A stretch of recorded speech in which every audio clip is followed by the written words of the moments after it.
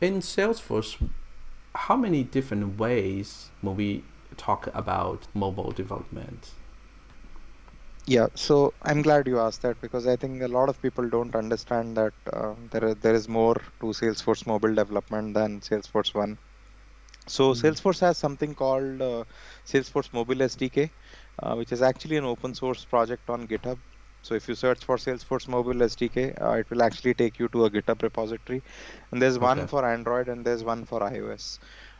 With those SDKs, you can actually build either a hybrid app or a native app. So what's the difference? With native, it is essentially you are building the app natively on that platform. So if you are building it for iOS, which is for iPhone and iPad, you build it Mm-hmm. using Xcode and you build it using Swift, or in the earlier days, you used to build it using Objective C.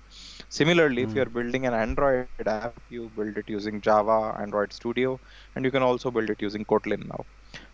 Mm. Hybrid app, it's a little bit different in the sense that you actually build it using technologies like web technologies, HTML, JavaScript, CSS, and then you use something like Cordova under the hood to package it as a IPA or an APK so that it can be installed on an Android phone and on an iOS device. Um, Mm.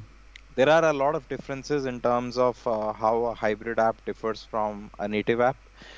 Primarily, it's the user experience, the ways in which you can access hardware in a native app versus what all you can do in a hybrid app. So there are some subtle differences.